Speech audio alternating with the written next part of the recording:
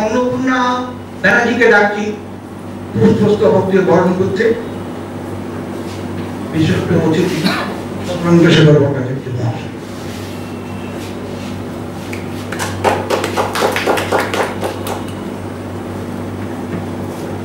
সুব্রত শরণ বাগচি,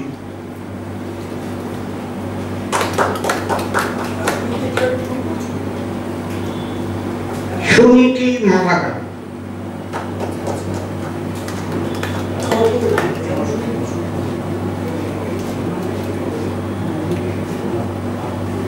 সুপ্রিয়া কুণ্ডুকে আমি অনুরোধ করছি পুষ্পস্তবক দিয়ে বিশিষ্ট অতিথি মধুসূদন থেকে বরণ করতে।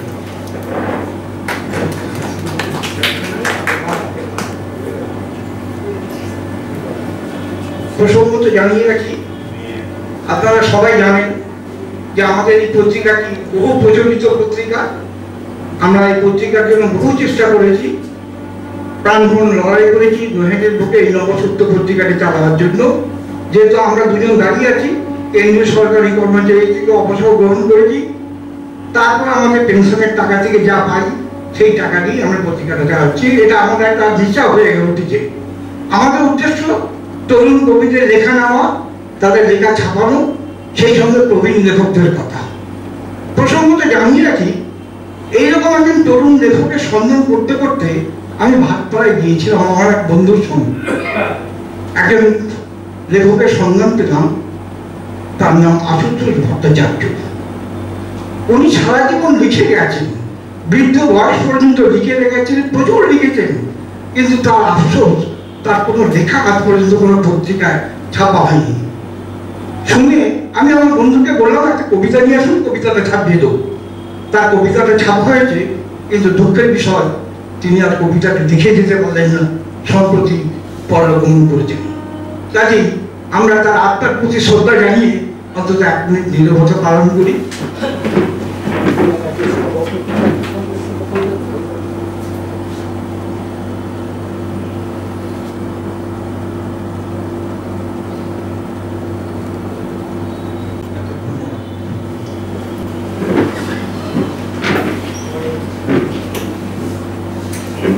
আমরা যখন অনুষ্ঠান করছি, প্রাগ রবীন্দ্র জয়ন্তী তো এসে গেল, আমাদের এখানে একজন শিল্পী এসছেন।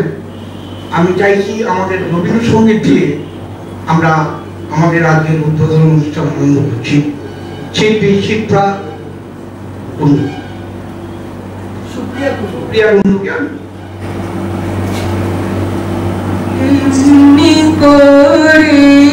যায় যদি দিন যাক না, যাক না, এমনি করে যায় যদি দিন যাক না, মনোরেছে পুরুক না রে মেলে দিয়ে গানের পাখনা, যাক না, এমনি করে যায় যদি দিন যাক না। আজকে আমার প্রাণ ভরার সুর ছুটেছে, দেহের পথ টুটেছে, আজকে আমার প্রাণ ভরার সুর ছুটেছে, দেহের পথ টুটেছে, মাথার পরে খুলে গেছে আকাশে ওই সুনীল ঢাকনা, যাক না, এমনি করে যায় যদি দিন যাক না। ধন্যবাদ সঙ্গীত শিল্পী সুপ্রিয়া কুণ্ডু মহাশয়কে। আমরা আনন্দিত তিনি আমাদের এটি পরিবেশন করেছেন। আমরা এর মধ্যে আরেকজন বিশিষ্ট অতিথিকে পেয়েছি, গোপাল দাস মহাশয়কে। আমি তাকে আসন গ্রহণ করতে বলছি, চলে আসুন গোপাল দাস, চলে আসুন।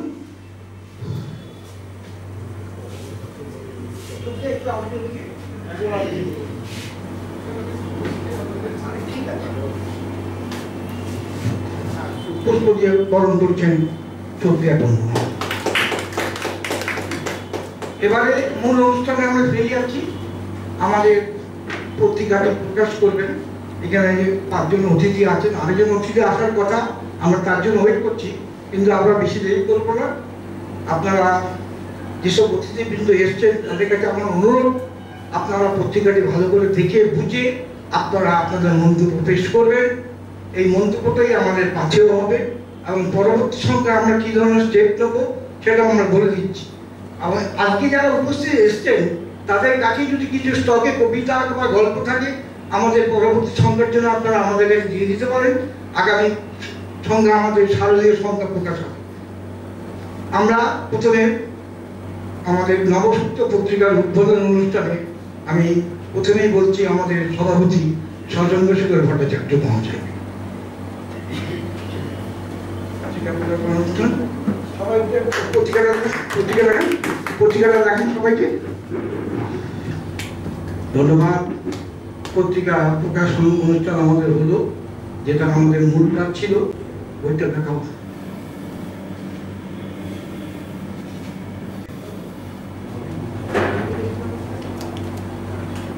নমস্কার। নবসূত্র পত্রিকার সভাপতি শশাঙ্কবাবু এবং আরো যারা এখানে বসে আছেন তাদেরকে সবাইকে আমার শ্রদ্ধা জানাই। আসলে নবসূত্র যদিও নতুন নামে এসছে নবসূত্র, কিন্তু আমার ঠিক পরিষ্কার মনে আছে, আমি জানি না তার ভেতরে কারো মনে আছে কিনা, কি বহুদিন আগে ঠিক এই দুজনাই শুধু সুক্ত বলে একটি পত্রিকা চালিয়েছিলেন দীর্ঘদিন।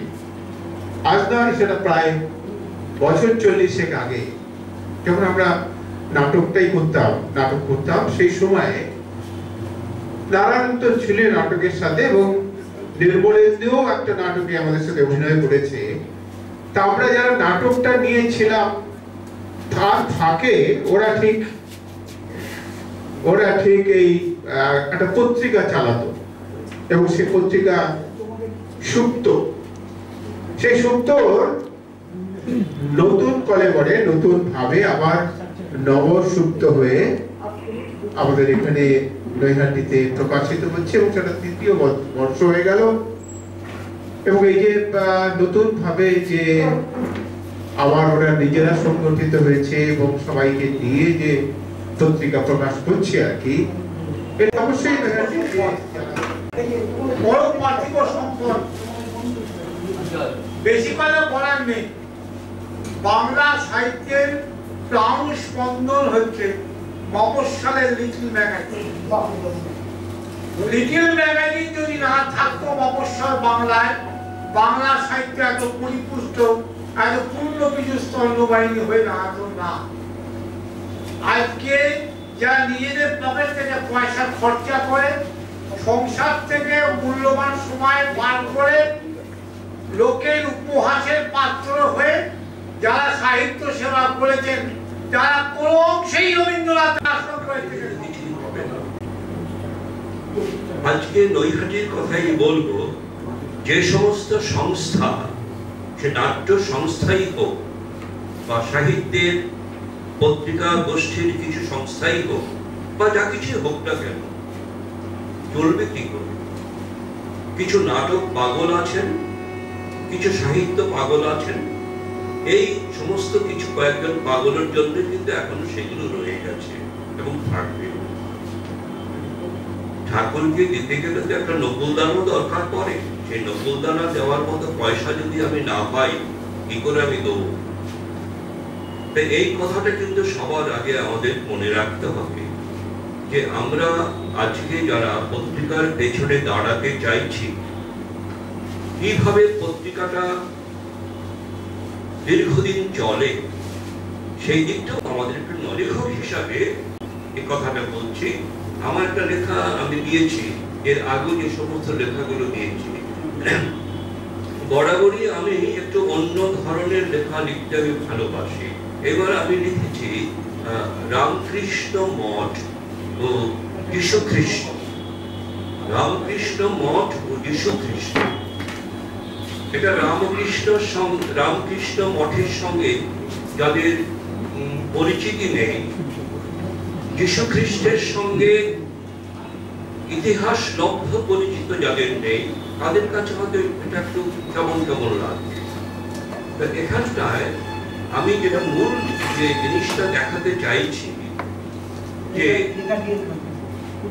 শেষ পর্যন্ত আমাদের আশ্রয় এক জায়গায়, অর্থাৎ যাকে আমি সত্য বলে ভাবি তিনি আমার আশ্রয়। ওই একটি মেয়ের কথা লিখলাম, ড্রাইভিং অ্যাক্সিডেন্টে সে পঙ্গু হয়ে গিয়েছিল, জীবনের সব শেষ হয়ে গিয়েছিল। সে বিছানায় শুয়ে আছে, তার সামনে যীশু খ্রিস্টের একটা ছবি রয়েছে। সে নিজের মনেই বলছে যে আমি কেন হাত উতাস করছি, আমি কেন দুঃখ করছি, আমি কেন কাঁদছি, তোমার উপর যে এত অত্যাচার হয়েছে, কই তুমি তো কাঁদনি, তোমার থেকে আমি ইন্সপিরেশন পাচ্ছি। তখন সে নিজে বলছে, যীশু খ্রিস্ট যেন তাকে বলছে, focus on me, focus on me, seek me, পূজার সংকট জন্য and he will find strength to your মনের। এই যে জিনিসগুলো রামকৃষ্ণ মঠের সঙ্গে সেখানে আমরা দেখেছি শ্রী শ্রী রামকৃষ্ণদেব, তার মধ্যে আমরা এই জিনিসটা আমরা লক্ষ্য করেছি। তো এইভাবে আমি রামকৃষ্ণ মঠ, এবং আপনারা হয়তো অনেকেই জানেন, যারা জানেন না তাদের জন্য এই কথাটা, যে রামকৃষ্ণ মঠে 24 ডিসেম্বর একটা উল্লেখযোগ্য দিন। 24 ডিসেম্বর, কারণ এই 24 ডিসেম্বরে আটপুরে, হুগলি জেলায় বোধ হয় আটপুরে, সেখানে শ্রী শ্রী রামকৃষ্ণদেবের কজন যারা ভক্ত, যারা রামকৃষ্ণদেবের তখনও পার্শ্বদ, তখন আমি বলছি না, তারা সেখানে গিয়েছিলেন। সেখানে তারা আবিষ্কার করলেন যে না, এই যীশু খ্রিস্ট মধ্যে যে গুণ আছে, যীশু খ্রিস্ট আমাদের যে পথ দেখিয়েছেন, সেই পথই সত্যিকারের পথ। তারপর তখন স্বামী বিবেকানন্দ হননি, নরেন দত্ত, তারপরে বুঝতে পারলেন আমি সেদিন তো 24 ডিসেম্বর। এই 24 ডিসেম্বর এবং রামকৃষ্ণ মঠ, যীশু খ্রিস্ট, এগুলো কিন্তু ওতপ্রোত। আপনাদের কাছে আমার একটা আবেদন আছে যে যে সমস্ত লেখা এখানে বেরিয়েছে, প্রতিটি লেখা আপনারা পড়ুন, বলে আপনাদের একটা মতামত দিন। আমি পত্রিকার সম্পাদক মন্ডলীতে যারা আছে তাদের কাছে আমি অনুরোধ করব, প্রত্যেকের যারা যারা মতামত দিচ্ছেন, প্রত্যেকের মতামতগুলো একটা জায়গায় সমস্ত লিখে পত্রিকার শেষ দিকে যেন সেগুলো ছাপানো হয়। যেমন এইবারের পত্রিকার ভালো করে পড়ে আগামী পত্রিকায় যেন সেটা ছাপা হয়, তাহলে সুবিধা হবে, যারা লিখছেন তাদের সুবিধা হবে। যদি তার মধ্যে কিছু যদি একটু ভালো করার যদি একটা উপদেশ যদি থাকে, সাজেশন যদি থাকে, সেটাও নিশ্চয়ই আমরা সাদরে গ্রহণ করব। আজকের এই অনুষ্ঠানটা সুন্দরভাবে শুরু হয়েছে সুপ্রিয়ার গান দিয়ে। সুপ্রিয়া সুন্দর গান করেছে, আর তারপরে এতজন বিশিষ্টজন এসেছেন, এত কবি, লেখক, গুণীজন যারা এসেছেন। বিশেষ করে আমি সত্যি খুব খুশি হয়েছি, বহুদিন পরে আমি সামনাসামনি আমি দেখেছি যে বাঁশরী মোহন এসেছে, আমার খুব আনন্দ হয়েছে। আরো অনেককে দেখতে পাচ্ছি। আপনাদের কাছে আমার একটাই নিবেদন, পত্রিকারা যাতে সুষ্ঠুভাবে এগিয়ে যায়, এবং সেই সঙ্গে আমি এটাও বলবো যে নৈহাটিতে যে এই ধরনের সংস্থাগুলো আছে, সে সংস্থার মূল মন্ত্র, মূল কথা যেন হয় নারায়ণ দত্ত এবং আরো যারা আছেন এখানে, এই সঙ্গে যারা আছেন তাদেরকে বলবো, এখানে যেন এটাই যেন হয়, আমরা সবাই রাজা, আমাদেরই রাজা রাজত্বে। এখানে যারা বসে আছেন সবাই আমরা রাজা, সবাই আমরা একই জায়গায় বসে আছি। আমি যদি মনে করি আমরা রাজা আর তোমরা প্রজা, তাইলে কিন্তু কোনো জিনিসই চলবে না। তাইলে ওই আমার মাতব্বরি, আমার অহংবোধ, এই অহংবোধে কিন্তু আজকাল অনেক, আমি ভালো করে জানি এই অহংবোধে কিন্তু অনেক সংস্থা কিন্তু এইভাবে শেষ হয়ে যাচ্ছে। সেই জন্য আমি সবাইকে বলছি যে আমরা সবাই এক হয়ে, এখানে কোনো নেই, সবাই সমান, সবাই এক হয়ে আমরা এগিয়ে যাব, পত্রিকাটাকে আমরা আরো সুন্দর করবো। সেই সঙ্গে নৈহাটির যে সমস্ত অন্য সংস্থা আছে, নাট্যগোষ্ঠী আছে, তারা যখন যে অনুষ্ঠান করবে সেই অনুষ্ঠানে আমরা সহায়ক। এই বলেই আমি আমার বক্তব্য শেষ করছি। আপনাদের সবাইকে আমি নমস্কার জানাচ্ছি। নমস্কার। যারা অতিথিবৃন্দ এসছেন, আমি দেখতে পাচ্ছি আমাদের চিত্রগ্রাহক এক দৃষ্টিতে আমাদের সমস্ত ছবি তুলে রাখছেন, তার সহযোগিতার জন্য আমার ধন্যবাদ। আর এর মধ্যে যে সমস্ত উপস্থিত আছেন তারা যদি কেউ অল্প বিস্তর কিছু বলতে চান আমি খুব খুশি হবো। আমি দেখতে পাচ্ছি আরেকজন আমাদের পরিচিত পার্থবাবু এসছেন, যে আসবেন, আপনাকে একটু বলবো না। আচ্ছা, মাস্টারমশাই এসে গেছেন, মাস্টারমশাই দেরি করে আসছেন, আমি মাস্টারমশাইকে বলবো কিছু বলার জন্য। সেটা হচ্ছে নৈহাটির সাংস্কৃতিক ঐতিহ্য, মূলত লিটল ম্যাগাজিন নিয়ে যেহেতু বিষয়টা এখানে চলছে, লিটল ম্যাগাজিনের যে ঐতিহ্য সেটা কিন্তু বহু প্রাচীন। যদি আমরা সাময়িক পত্র বলি তাহলে বলবো দর্শক, সাময়িক পত্র পর্বটা যদি ছেড়েও দিই, যদি শুধু লিটল ম্যাগাজিনের পর্বই বলি, তাহলেও আমি যে সংগ্রহতে যেগুলো আসছে আমার, সেগুলো কিন্তু মানে খুব সাংঘাতিক সমস্ত পত্রিকা, সাধারণ মতো পত্রিকা একসময় নৈহাটি থেকে বেরিয়েছিল, ভাবা যায় না। পরবর্তীকালে সে সমস্ত পত্রিকার লেখকরা খুব বিরাট বিরাট সব পদে অধিষ্ঠিত হওয়ার পরে অনেকে মানে লেখা ছেড়ে দিয়েছিলেন। পরবর্তীকালে যখন সেই লেখা তাদের এক একজনের সামনে নিজে হাজির করেছে জেরক্স কপি নিয়ে গিয়ে, তারা বলছে যে তুমি পেলে কোথায়, কি খাবে বল। তো অসাধারণ সমস্ত পত্রিকা। তো আমাদের পত্রিকার একটা ঐতিহ্য আছে।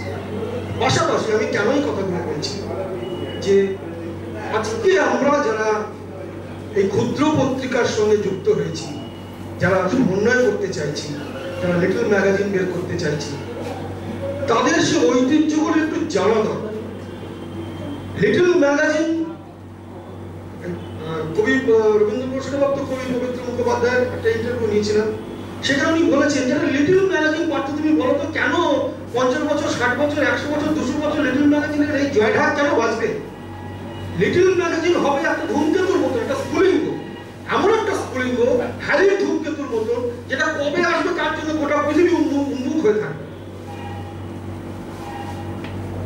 লিটল ম্যাগাজিন হবে একটা স্ফুলিঙ্গ, সে কিছু কাজ রেখে যাবে, যে কাজটা জলজল করেছিল কালি হয়ে, সে এই উৎসবের তালিকা সে থাকবে না। এটা হবে লিটল ম্যাগাজিন। তো আমার মনে হয় যে বিদ্যুৎজনরা যে সমস্ত কথাগুলো বলেন, আমার মনে আজকে আমরা যারা পত্রিকা করি, আমরা মনে করি যে আমাদের পত্রিকাটা কি করে 200 বছর, 300 বছর, 400 বছর ধরে চালানো যায়, তার প্রয়াসটাই বোধহয় সর্বোত্তম এবং সর্বশ্রেষ্ঠ। তাহলেই বোধহয় বাজি মেরে দিলাম। তো এখন বিষয়টা হচ্ছে যে, এবং এই যে 40 বছর, 50 বছর, 100 বছর একটা কাগজ আমরা চালাচ্ছি, সেই কাগজগুলোর মানটা কি দাঁড়াচ্ছে? সে কাগজগুলোর মান তো এখনো সাধারণ পর্যায়ে গিয়ে পৌঁছয়নি, এখনো সেই মানে কিন্তু পৌঁছয়নি। আমি কিছুদিন আগে সুক্তর কিছু পুরনো সংখ্যা আমি পড়ছিলাম, তো সেখানে যে সমস্ত মানের লেখকরা সেখানে লিখেছিলেন, যে মানের লেখক তারা লেখাপড়া ওখানে দিয়েছিলেন, আমি কিছু মনে করবেন না নির্মলদা বা নারায়ণদা, সেই মানের লেখা আপনারা এখন যে নব জন্ম যেটা হলো, সুক্ত বা নবসুক্ত হলো, সেই মানের লেখা কি আপনারা পাচ্ছেন? খুব পরিষ্কার কথা আমার কাছে। সামান্য কিছু, সেটা পার্সেন্টেজে পড়ে না। সেই এখন কটা লোকেরা আশিস বাবুর মতো লেখক পাওয়া যায়, কটা পত্রিকা এরকম পাবে, কজন এসএসবি মতন, কজন মান্তুরার মতন। মান্তুরা তো প্রায় গান পয়েন্টে দাঁড়িয়ে লিখিয়েছি, কত অস্বীকার করতে পারবেন? প্রায় কপালে বন্দুক ঠেকানোর মতন করে ঠেকিয়ে লেখা। এ সবাইকে দিয়ে এরকম লেখানো যায় না। আসলে আমাদের পত্রিকা লেখেননি, উনি সময় পাননি বা যে কোনো কারণে সম্ভব না, একটা ভালো লেখা একটা দুটো কাগজে বেশি লেখা যাই। তো সেই যে মানের যে লেখাগুলো, সেই মান থাকছে না কাগজের ক্ষেত্রে। এবং কিছু কিছু ক্ষেত্রে এটা শোনা যাচ্ছে যে বিভিন্ন লিটল ম্যাগাজিন বিভিন্ন রকম লেখার মূল্যায়ন করছে। মানে ওর একটা কবিতা ছাপা হবে, তার জন্য কবিতার ভ্যালু আছে, সেটা 50 টাকা দিলে ওর কবিতাটা ছাপা। আমার জন্য গল্প ছাপা হবে 100 টাকা তার মিনিমাম, বা নির্মল একটা প্রবন্ধ ছাপবে, তার জন্য নির্মল থেকে 150 টাকা দিতে হবে। এরকম একটা রেটও বাধা হয়ে গেছে। মানে এটা তো আশ্চর্যজনক, দুঃখজনক বা আনন্দজনকও বটে, যেরকম পর্যায়ে লিটল ম্যাগাজিন আমরা বের করছি। তো যে কারণে এই পরিশ্রমের জায়গাটা কমে যাচ্ছে। এবং আমরা আমাদের মতন যারা কতিপয় কবি যশ প্রার্থী বা সাহিত্য যশ প্রার্থী বা উপন্যাস যশ প্রার্থী, এই অভাব তো কিছু নেই বাজারে, প্রচুর আছে। এবং আমাদের মতন কারো কারো পকেটে হয়তো খুঁজলে ঝাড়লে 2-5 পয়সা পাওয়াও যাবে। তারা সেগুলো অকাতরে সে টাকা বেরোচ্ছে এবং লেখাও বেরোচ্ছে, লেখা এবং অর্থ একসঙ্গে বেরোচ্ছে। ফলে যেটা হচ্ছে, সেই সব যে সময় নির্মল তারা সূত্র বের করতেন, সেই সময় যে মানের লেখা আমরা পেতেন, এখন সেটা পাচ্ছেন না। হয়তো অর্থ কিছু পাচ্ছেন, কিন্তু লেখা তো পাচ্ছেন, অথচ পত্রিকাটা বাঁচবে না। যতদিনই কাগজ করুন না কেন, লোকে তো কাগজটা ওইভাবেই বিচার করবে। এই জায়গাটায় দাঁড়িয়ে লিটল ম্যাগাজিন সমন্বয়ের কথা আমরা ভেবেছি যে আমরা কিছু নতুন কিছু ভাববো, নতুন কিছু করবো। তো সেই জায়গাটা একটু বোধহয় আমাদের এখনো পর্যন্ত শক্ত হয়নি, একটু নম্বরেই আছে। আমরা লিটল ম্যাগাজিন যারা করি, আমরা ততটা সাহসী হতে পারিনি। এখনো আমার মনে হয় যে বাবা নির্মলদার সম্পর্কে এটা লিখবো, নির্মলদা যদি রাস্তায় দেখা হয়, যদি আমাকে চাটা না খাওয়ায়, রান্নার সম্পর্কে এটা লিখে ফেলবো যদি লিখতে হয়। আর যদি রাস্তায় এই বিস্কুটটা না খাওয়ায়, যদি আমাকে একটা কবিতা বলতে না পারে, তার তো সমূহ বিপদ। আমার এই একটা কবিতা আমি কোথায় বলবো, একটা তো নানান মঞ্চ, তাহলে কি করবো? এই যে জায়গাগুলো তৈরি হচ্ছে, এটা খুব ভয়ঙ্কর একটা। লিটল ম্যাগাজিনের সম্পাদকের কাছে, সম্পাদক মহোদয়দের কাছে আমার অনুরোধ যে আপনারা এই ভয়ের পাঁচিলটা অন্তত পক্ষে পেরিয়ে আসুন। আপনারা দিক নির্দেশ করুন, তাতে একটা সংখ্যা বেরোক, 2টো সংখ্যা বেরোক, 3টে সংখ্যা বেরোক, বলেই একটা হচ্ছে। কিন্তু যে 3টে সংখ্যা বেরোবে, যে 2টো সংখ্যা বেরোবে, যে একটা সংখ্যা বেরোবে, মানুষ সেটাকে বাঁধিয়ে রাখবে অনন্তকাল। আগামী দিনের প্রজন্ম সে পত্রিকাটা খুঁজবে, তবে সেই পত্রিকাটার সার্থকতা, তবে সে লিটল ম্যাগাজিনের সার্থকতা। আমি লিটল ম্যাগাজিন নিয়ে একেবারেই লেকচার দিতে আসি, এটা এই সব ব্যাপারগুলো আসলে অনেক ভালো বোঝেন, বহুদিনের মানুষরা বহু পত্রপত্রিকা লিখছেন, সিরিয়াস লেখা লিখছেন, অনেক ভালো বোঝেন আমাকে। আমি শুধু আমার মতামতটাকে শেয়ার করছি যে এই জায়গাটা থেকে যদি আমরা বেরোতে না, আমার মনে হয় যে লিটল ম্যাগাজিন করার কোনো অর্থ নেই, শুধু নিজেদের সম্পাদক বা পরিবেশক হিসেবে পরিচিত করানো ছাড়া। ওরকম একটা কাগজ করেছিল, আমি কাগজের সঙ্গে দেখা হলো, আমাকে জিজ্ঞাসা করলো, হ্যাঁ তোমার কাগজটা কি করছো? খুব যদি একটা বাজে কাগজও করতো, আমি ওকে জিজ্ঞাসাই করতাম না যে তোমার কাগজটা কি আর বেরোচ্ছে বা কবে বের করছো, কি ব্যাপার, কাগজটা কবে বেরোতাম। ওতে একটা সন্দেহ করে করেছিল নাকি, 2টো করেছিল। তারপর বহুদিন সে কাগজের পাত্তা নেই, কিন্তু আমি ওকে কালকে দেখা হতো, আমি লিখে জিজ্ঞাসা করেছি তোমার কাগজটা কি। এখানেই এই পারস্পরিক এই সৌহার্দ্যগুলো তৈরি করে লিটল ম্যাগাজিন করতে। তো আমি আশা করব যে আমাদের নবসূত্র নতুন ভাবে সেই মুভমেন্টকে আরো এক ধাপ এগিয়ে দেবে। হ্যাঁ, এবং সেই নতুন নতুন লেখক যে তৈরি করা শুধু নয়, লেখকদের গাইড করে তৈরি করা। আমি একটা লেখা দিলাম মানেই সেটা টেকেন ফর গ্রান্টেড। সেই লেখাটা নির্মল দ্বারা বিচার করবেন, আশিস দ্বারা বিচার করবেন, বন্ধু দ্বারা বিচার করবেন, বাসু দ্বারা বিচার করবেন, আছেন এখানে উনি বিচার করবেন, গোপাল দা আছেন সিনিয়র, ওনারা বিচার করবেন, পরমেশ দ্বারা আছেন, যারা চর্চা করছেন তারা সেই লেখাটাকে বিচার। এবং সবচেয়ে ভালো হয় যদি অন্ততপক্ষে মাসে একটা আসর বসানো যায়, কোনো খরচের আসর নয়, কারো বাড়িতে বা কোনো উঠোনে বা কোনো ঘরে, একটু বড় ঘরে, যেখানে আমরা অন্তত নিজেদের মধ্যে এই পারস্পরিক গালাগালি না, গলাগলিটা আমরা করতে পারি। তো এই পর্যন্ত বলে আমি একটু আমাকে সহ্য করার জন্য ধন্যবাদ। আমি বলে একটু বেশি বলে ফেললাম। আপনারা ভালো থাকবেন, নতুন বছর প্রত্যেকের ভালো কাটুক, নতুন নতুন লেখা আসুক। ধন্যবাদ পাঠ্যকে। পাঠ্য যা বলেছে খুব দাবি কথা বলেছে, আমিও সেই কারণে বলতে চাইছি যে আমাদের উদ্দেশ্য কিন্তু তরুণ লেখকদের লেখা নেওয়া। আপনার বাড়ির ছেলে মেয়ে যদি একটা কবিতাও লেখে, সেটা আপনি আমাদের কাছে দিয়ে দিন, আমরা ছাপাবো। কারণ তা আতুর ঘরটাকে আমরাই প্রকাশ করে দেবো। আমাদের নীতি হচ্ছে তাই, তরুণ লেখকদের প্রাধান্য দেওয়া। সে প্রথমে যাই বাজে লিখুক, সে বাজে কবিতার সাথে নিশ্চয়ই ভালোভাবে লিখবে। এইভাবে আমরা তরুণ লেখকদের উৎসাহিত করে আমরা আমাদের পত্রিকাটা চালাবো এবং পুজোর সংখ্যায় থাকবে লব্ধ প্রতিষ্ঠিতদের লেখা নিয়ে। আমরা এই দৃঢ় প্রতিজ্ঞা নিয়ে এগিয়ে যাচ্ছি আপনাদের সহযোগিতা নিয়ে। সহযোগিতা করেছেন আজকের আমাদের চিত্রগ্রাহক, যিনি কনস্ট্যান্ট তখন থেকে দাঁড়িয়ে ছবি তুলে যাচ্ছে, আমি তাকে কৃতজ্ঞ জানাই। এইরকম চিত্রগ্রাহক কোথায় আমরা আর পাবো না। আমরা ভবিষ্যতে তার কাছে অনেক কিছু আশা রাখি। আমাদের অনুষ্ঠান আমরা আজকের মতো এখানে শেষ করছি। আবার আপনাদের সঙ্গে দেখা হবে শারদীয় সংখ্যার প্রাক্কালে। আমাদের শারদীয় সংখ্যার প্রাক্কালে আপনাদের সঙ্গে দেখা হবে। এবার পুজো পড়েছে আপনার কোথায় সেপ্টেম্বরের শেষের দিকে। আমরা চেষ্টা করবো 15ই সেপ্টেম্বর পত্রিকা প্রকাশ করার জন্য। আপনাদের লেখা আমাদের দপ্তরে পাঠিয়ে দেবেন। ধন্যবাদ।